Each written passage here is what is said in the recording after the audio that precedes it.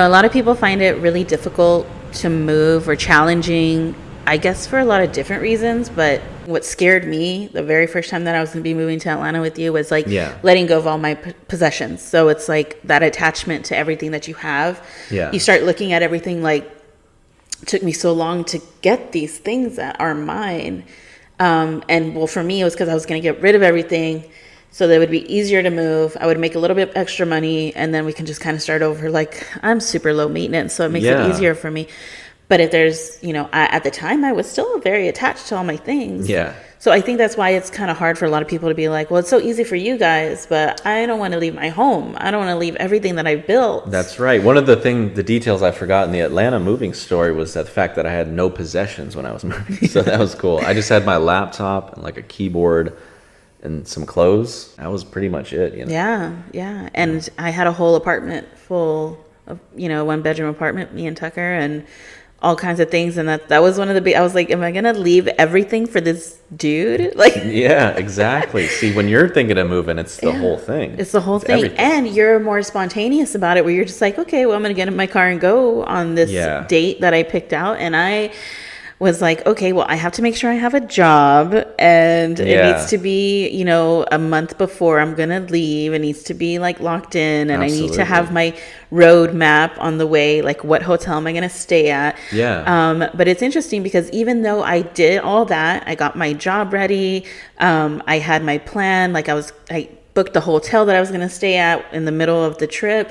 And then that same year, there was a massive flood in Louisiana. I remember that. And I couldn't go down I-10 anymore. So I had to go up towards Dallas. Yeah. And luckily my aunt was up there. She's like, just stay with me at the hotel that I'm at. Wow. And I stayed with her. Like, luckily she was there to save me for that. That was meant to be. Sure. And then I went, that direction, further north. But it's interesting because you do have to have like a balance of planning, but also not panic when things don't go your way or as planned. And I learned a lot of that because, having to move around with you, not having to, but choosing to live a life with you and move around and stuff, like I need to plan to feel a little bit sane, but like you calm me down whenever things go crazy. So I think there's a good balance there. There's a really good balance there because for some reason, like planning every detail gives me anxiety actually. Because now everything's got to go according to that plan. And if we deviate from that plan, then we're going to panic. I feel like when we moved to New York, there were overall plans. We had lived with each other enough to understand, this could go wrong, but we're going to try our best to keep things in order. So we did a lot of things like researching, going on YouTube and seeing how other people moved to New York, what their first time moving to New York was like, what kind of apartments they got. We learned about subletting apartments. We learned about the roommate situations in New York, different the lifestyle, neighborhoods that we would possibly want to check out, the safety of the different neighborhoods. And also we knew that your brother was going to be living there, so we also felt like we had that kind of like a anchor, somebody that we can ask questions to, someone who actually experienced living in New York, and got a feel for it. We had visited New York together, so we had already understood kind of like the lay of a lot of the land, I guess. I mean, there was a lot to explore, but we kind of knew. We were familiar with it enough to not feel totally out of our place, but still nervous about Investigated a little bit. That's a huge move. That's a huge move. Knowing my brother personally there was a huge asset to have because, he could tell us what's going on there. Right, we could say, hey, we're looking at this apartment in this neighborhood. What are your thoughts? And he could tell us. And so that was a huge advantage of knowing people that actually live there. And then everything else was just again, selling all of our belongings, not being attached to the things that we had procured together. Yeah. And it was a lot easier that time around because I was super excited about New York. I was like, none of this stuff means anything to me. We rented a van, a family soccer mom van. Yeah. We filled that up, and that was it. Those were our belongings. Right. Ahead of time, I had also reserved a storage room so that if we didn't find an apartment where we can fit everything in, we at least had the storage room, put most of our stuff in there, and just took our clothes and our essentials with us to whatever apartment we were going to be living in.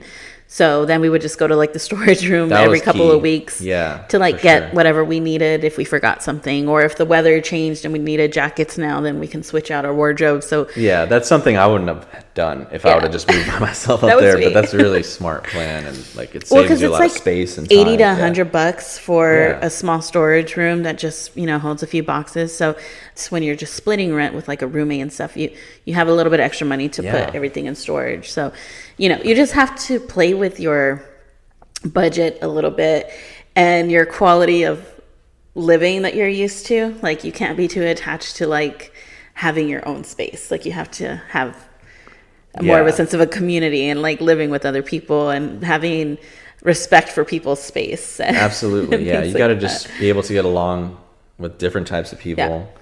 Just in everything in your commute that day, you're going to be around a bunch of different people. Yeah.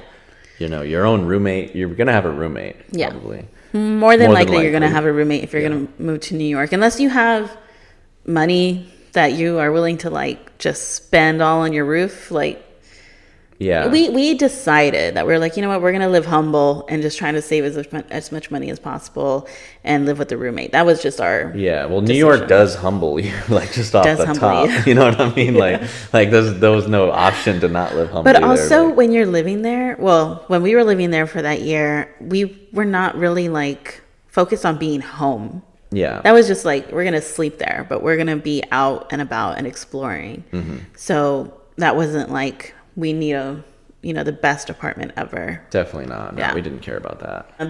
Going grocery shopping in New York was a different experience because we didn't have a car. Yeah. We didn't have a car to like drive down to the grocery store and bring all those bags back. So you quickly learn that like when you go to the grocery store, you're going to just get like your main essential items and not like this huge basket of food, because you're going to have to carry all those grocery bags home on the subway or whatever. Well, the first apartment, we lived above a grocery store. We did live above the grocery store, so that was a lot easier. That's a new experience you don't really get in Texas, like, you know, living above a convenience store. Mm-hmm. And we heard like, you know, trucks in the middle of the night as well, right on that street there. You would hear a lot of traffic coming back and forth because that whole street was different businesses. So it's like they get their shipments early in the morning, and so you're hearing the trucks going off and you're hearing alarms going off in the different stores. There's like also city vehicles or like street sweepers going out at 3 in the morning. Yeah. They're kind of loud too. Like, and buses and just people yelling sometimes. Yeah. Just waking you up in the middle of the night. That was just on the street. A lot. But you get used to it. Yeah, you get used to it. Because when we moved to our second apartment, it was very quiet because we were by a park and it was very peaceful, and it was too quiet that I couldn't even fall asleep anymore.